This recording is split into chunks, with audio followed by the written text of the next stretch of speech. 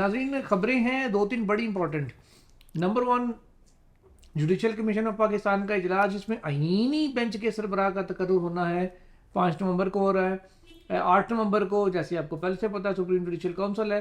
اس کے علاوہ justice Yahya Afridi chief justice of Pakistan نے پنجاب کے دل یعنی لاہور میں جا کے ایک اہم ترین اجلاس بلایا جیل ریفارمز کے حوالے سے. اس میں چیف جسٹس عالیہ نیلم صاحبہ بھی ساتھ لاہور ہائی کورٹ کی بیٹھی. جسٹس شمس محمود مرزا جو ایڈمنسٹریٹو جج ہیں لاہور ہائی کورٹ کے وہ اس میں ساتھ بیٹھے. ان کے ساتھ کوئی اور نہیں خدیجہ شاہ بھی بیٹھی تھی جو 9 مئی کے کیسز کی ملزمہ ہیں. ٹھیک ہے, ان سب سے ان کے پاس مین تو کیس ہی ان کے اوپر 9 مئی کا وہ گرفتار بھی اس میں رہی تھی. اب 9 مئی کی ایک ملزمہ کا 2 چیف جسٹس کے ساتھ بیٹھنا جبکہ وہ انڈر ٹرائل ہیں, اب ان کا صرف ضمانتیں ہوئی ہیں, کیس خارج تو نہیں ہوئے. بالکل یہ بڑا ایک سوالیہ نشان ہے. اور بھلے وہ ریفارمز کے لیے گئی ہیں جس بھی معاملے میں گئی ہیں, اب ایک بندہ چیف جسٹس آف پاکستان کے ساتھ بیٹھا ہوا ہے تو نیچے ٹرائل والا جج اس کو کیسے کہے گا کہ نہیں تو بندہ 2 نمبر چل جیل جا. پہلا اجلاس طلب ہو گیا جی, اور اس میں 5 نومبر ہے. ایجنڈا آئٹم جو جاری ہوئی ہے, سب سے پہلے یہ کمیشن کا سیکریٹریٹ کہاں ہوگا اس کے اوپر ڈسکشن ہوگی. دوسرا اہم ترین ایجنڈا آئٹم کے نامینیشن آف ججز فار کانسٹیٹیوشنل بینچز. ہاں جی, اس کے اندر آپ مجھے ایک بات بتائیں, حکومت کے تعینات کردہ چیف جسٹس یحییٰ آفریدی فل کورٹ اجلاس آلریڈی کر چکے ہیں. وہ جاتے ہیں, جا کے بیٹھتے ہیں کمیشن میں, اور وہ اور سپریم کورٹ کے تمام ججز 3 جو باقی ججز ہوں گے یہ چاروں ہم آواز ہو کے اگر کہتے ہیں کہ پہلے سچویشن یہ ہم آواز ہو کے کہتے ہیں کہ منصور علی شاہ صاحب کو بنائیں اٹارنی جنرل آف پاکستان اور پاکستان بار کونسل اور اعظم وزیر تعلق, باقیوں کو چھوڑیں, ان 3 بندوں کے لیے کتنا مشکل ہوگا منصور علی شاہ صاحب کو یحییٰ آفریدی صاحب کو انکار کرنا. دیکھیں میں ایک اور چیز بتا دوں کہ چیف جسٹس پہلا اجلاس اور پہلی دفعہ وہ ایک چیز کر رہا ہے, گورنمنٹ کہہ رہی نہیں ہم نہیں مانتے. میں ایک اور چیز بتا دوں کہ یہ ویسے آپ کو پتہ ہے میں ویڈیوز میں چائے پیتا نہیں ہوتا, لیکن میرے سر میں درد ہے, اور یہ سر میں درد کو بیگم کی ٹینشن کی وجہ سے نہیں ہے دی ہوئی, یہ ویسے میں آج نیند پوری نہیں ہے تو سر میں درد ہے اس لیے میں یہ چائے پی. آپ کی اتنی ضرورت بھی نہیں ہے. ٹھیک ہے, نہیں دیتی نہیں ہے, اللہ کا شکر ہے. ٹھیک ہے, اچھا نہیں لیتے بھی نہیں ہیں. دیکھیں یہ آپ نے بڑی زبردست بات کی. دیکھیں جو مسئلہ ہے نا وہ یہ ہے کہ ہوگا کیا. حکومت کہتی ہے, یحییٰ آفریدی صاحب آ کے کہتے ہیں کہ منصور علی شاہ کو نامینیٹ کر دیتے ہیں, ٹھیک ہے, تجویز کر دیتے ہیں, فل کورٹ بنا دیں. ہاں فل کورٹ پہلا ہوا ہے کہ فل کورٹ کیا, وہ کہیں گے نہیں. یحییٰ صاحب کہتے ہیں اچھا منصور علی شاہ ہیڈ ہوگا, اور اس کے بعد سینیئرٹی میں جو 6 ججز ہیں وہ ہوں گے. حکومت کہتی ہے نہیں. حکومت کہتی ہے امین الدین ہوگا, یحییٰ آفریدی صاحب کہتے ہیں نہیں. ٹھیک ہے, منصور علی شاہ صاحب کہتے ہیں منیب اختر ہوگا, اور منیب اختر کے بعد 6-7 جج ہوں گے, اور حکومت کہتی ہے نہیں. منیب اختر صاحب کہتے ہیں کہ یحییٰ آفریدی ہوگا, حکومت کہتی ہے نہیں. یہ بڑا ایک معاملہ خراب ہونے والا ہے. امین الدین خان صاحب یہ کہہ دیں کہ نہیں میں نہیں سربراہی کرتا, ان میں سے کسی کو بنا دیں. ہاں یہ ہیں چانسز. دیکھیں یہ چانسز ہیں, کیونکہ وجہ یہ ہے کہ وہ جو گنڈا تھا نا, بدماش تھا, گھٹیا آدمی, اس کے جانے کے بعد نا جو قاضی کا گروپ ہے نا ان میں کوئی بھی ایسا جج نہیں ہے جو آئینی قانونی طور پہ بہت ساؤنڈ ہو, جس کو آئین اور قانون بہت اچھا آتا ہو, جو بہت لائق ہو. نہیں ہے کوئی ایسا جج قاضی کے گروپ میں جو پیچھے رہ گئے ہیں. نہ ہی کوئی ایسا جج ہے جو عدلیہ کی انٹرنل پولیٹکس کر سکے, کسی میں یہ صلاحیت نہیں ہے. تیسرا کوئی ایسا جج نہیں ہے قاضی کے گروپ میں سے جو لابنگ کر سکے اور کسی جج کو ساتھ میں لا سکے. کوئی جج نہیں ہے, کوئی جج نہیں ہے جو قاضی کے گروپ میں سے وہ ٹکر لے سکے یحییٰ آفریدی صاحب کے ساتھ. یحییٰ آفریدی صاحب نے نا پہلے دن ہی آ کے اور اپنی ریٹ جو ہے نا وہ اسٹیبلش کر دی ہے. دیکھیں میں آپ کو بتاؤں کہ میں نے جو ہے نا وہ ایک آرگنائزیشن میں گیا تو میں نے ان کے جو ہیڈ تھے ان کو کہا, جو آنر تھے ان کو کہا, میں نے کہا جی آپ مجھے ایک ایسی جگہ پہ بھیج رہے ہیں جہاں پہ میں عثمان بزدار ہوں, جہاں پہ میں بھی جا کے سیکھوں گا, اور دوسرا یہ ہے کہ میں بہت جونیئر ہوں اور میرے سے سینئر بہت لوگ ہیں اور بڑی چیزیں ہیں, تو یہ نہیں ہو سکتا, یہ تو نظم ہی نہیں بن پائے گا. مطلب کیسے ہوگا کہ میرے سے سینئر اتنے لوگ ہیں, میری تو ریٹی کوئی نہیں مانے گا, میری اوقات اور حیثیت کیا ہے, آپ جس جگہ پہ مجھے بٹھا رہے ہیں. انہوں نے کہا جاتی تم نے نا پہلے 1 یا 2 دن میں نا کوئی ایک آدھ بندہ جو بھی تمہیں لگے نا کہ مسئلہ کر ہے اس کو فارغ کر دینا ہے, اور کسی تگڑے بندے کو فارغ کرنا ہے جس کو سارے بڑا طاقتور سمجھتے ہوں گے, یہ بڑا طاقتور ہے. تم نے جاتے ہی تم نے اس کو فارغ کرنا ہے. جب تم فارغ کرو گے اور میری طرف سے ہوگا کہ اس کا ڈیسیژن فائنل ہے, وہ پہلا دن ہوگا جب تمہاری نیٹ اسٹیبلش ہو جائے گی کہ بھائی تو آپ نے فارغ کس سے کیا؟ اس کے نہیں, اللہ کا شکر ہے نہیں کیا تھا. تو بات یہ ہے یحییٰ صاحب نے آتے ہی جو چیزیں کی ہیں نا, ریٹ انہوں نے اسٹیبلش کر دیا, اپنی ریٹ اسٹیبلش کر دیا. شاہ صاحب کو ڈیپوٹیشن پہ بھیجا, ریسرچر بھی آج واپس لیے. جی وہ بالکل تینوں واپس آ گئے, تینوں واپس بھیجے, تینوں واپس آ گئے.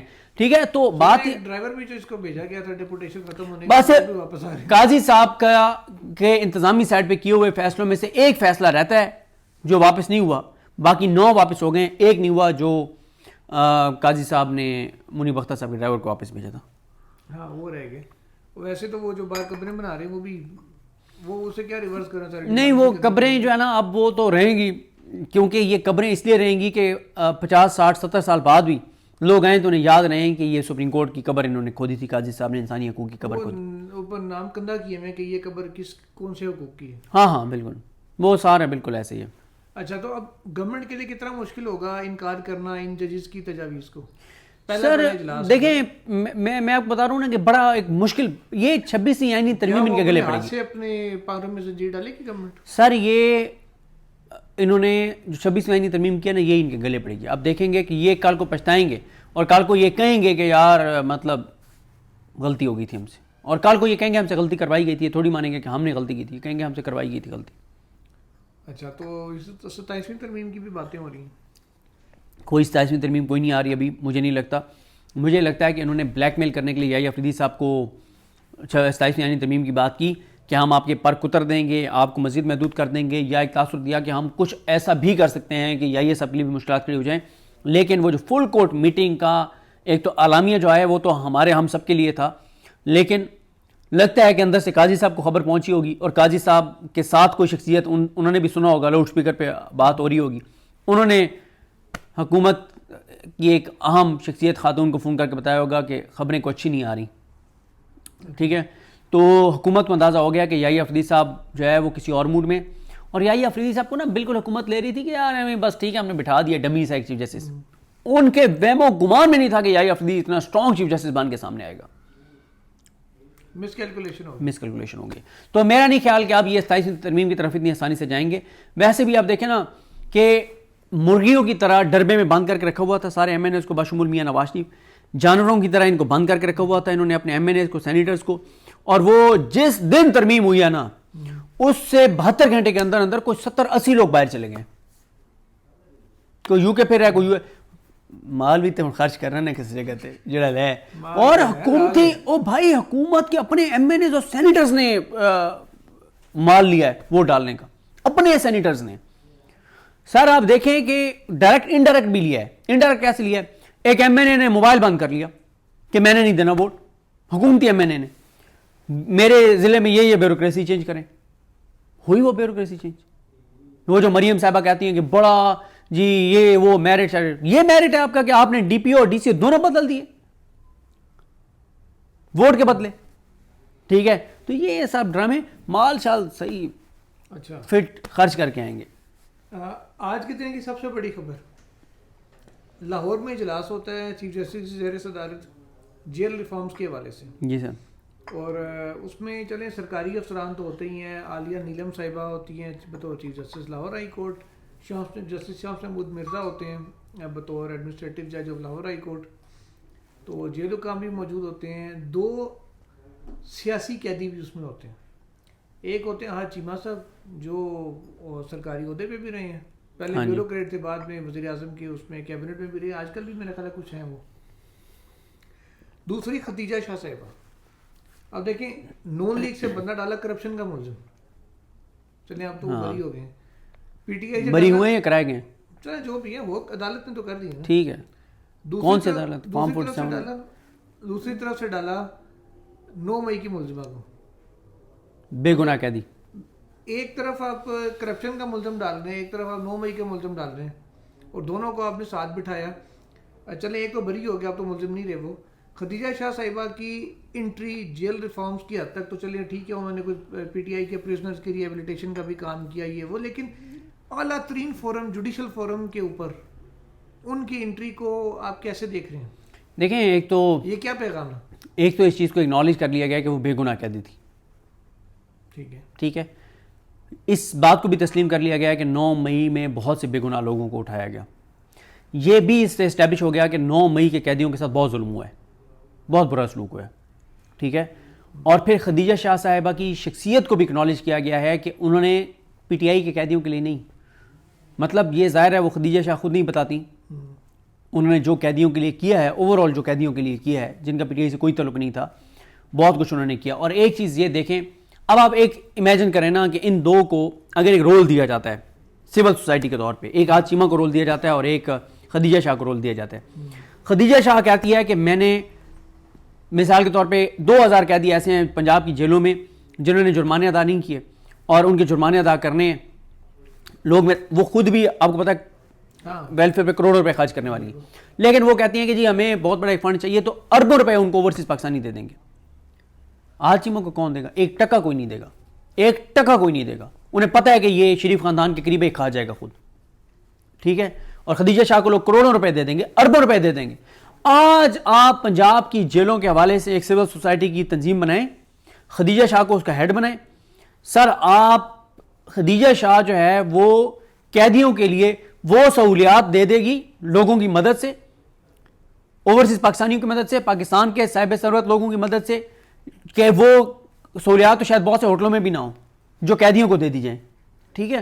تو یہ دیکھیں نا کہ اب پہلی چیز میں نے بتا دی, لیکن مجھے انتظار ہے کب حکومت کا اس کے اوپر ریئیکشن آئے گا. یار ان کے نا مجھے مزہ آ رہا ہے, وہ جو حکومت کہتی تھی نا کہ مارتے ہیں اور رونے بھی نہیں دیتے, اس وقت ان کی یہی حالت ہے پچھلے 6-7 دن سے کہ یار افریدی صاحب ان کو مار بھی رہے ہیں اور ان کو سمجھ نہیں آ رہی ہم رونا ہے کہ کیا کر رہے ہیں. جوڈیشل کمیشن اجلاس میں شاید روئے ہیں وہ تھوڑا سا, بالکل ایسے بالکل ایسے ہی ہے. بالکل. اچھا یہ بتائیں کہ خدیجہ شاہ صاحبہ کچھ کیسز میں چلے 1-2 میں وہ بری ہوئی ہیں, جیسے ایف آئی اے کا تھا یا دیگر تھے. مین جو 9 مئی کے ان کے کیسز تھے وہ تو بھی چل رہے ہیں شاید, ان میں ان کی بریت نہیں ہوئی بھی. ہاں بالکل. تو ایک انڈر ٹرائل جو ملزمہ ہے وہ جب chief justice of Pakistan, chief justice of high court ان کے ساتھ بیٹھے گی تو نیچے والے ججز کیسے اس کو نہیں, ایک تو ظاہر ہے آپ ٹھیک کہہ رہے ہیں, ایک نیچے والے ججز انفلوئنس ہوتے ہیں, لیکن بھائی جان بات یہ ہے پورے پاکستان کو پتہ ہے وہ بے گناہ تھی, پورے پاکستان کو پتہ ہے کہ ضد اور انا کی وجہ سے ان کو پکڑا گیا تھا. لیکن سر جی ابھی آپ یہ باتیں نہ کریں, ابھی صرف آپ انتظار کریں. عظمہ بخاری صاحبہ پریس کانفرنس کر رہی ہو, ہنا پرویز بھٹ پریس کانفرنس کر رہی ہو, اور کوئی صحابی سوال کرے کہ وہ جی خدیجہ شاہ کو بلایا ہوا تھا چیف جسٹس پاکستان نے, کیا جواب ہوگا؟ ہو سکتا ہے کوئی ٹویٹ کیا جائے, اللہ کرے اللہ کرے اللہ کرے اللہ کرے اللہ کرے, بیٹھ کے ہی سوچ رہے ہوں کہ کریے نہ کریے. نہیں یہ اتنا آسان نہیں ہے, اتنا آسان نہیں. چلیں دیکھ لیتے ہیں.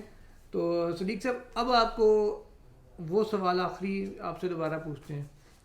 موجودہ سینیریو میں پی ٹی آئی نے جیسے کہا جی ہم 9 کو اعلان کریں گے کہ فائنل ہم نے کب نکلنا ہے, کفن باندھ کے سر پہ نکلنا اور لٹرم پٹرم,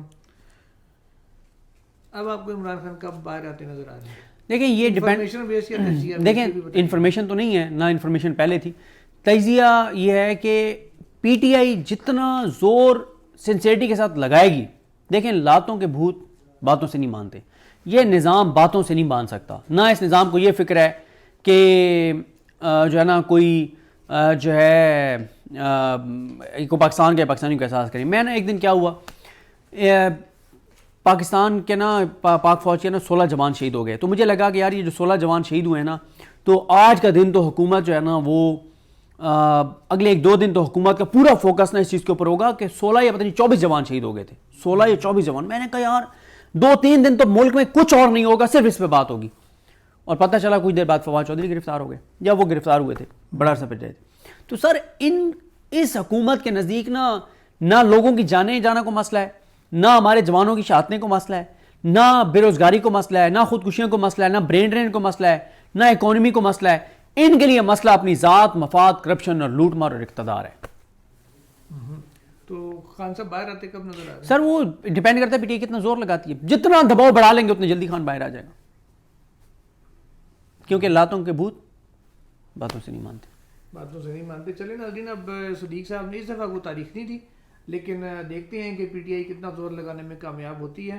البتہ سگنیفیکنٹ چیزیں اگلے ہفتے میں ہونے جا رہی ہیں, چاہے وہ سپریم جوڈیشل کونسل ہو, چاہے جوڈیشل کمیشن کا اجلاس ہو, یا پھر اسی جیل ریفارمز کمیٹی کی آئندہ میٹنگ ہو.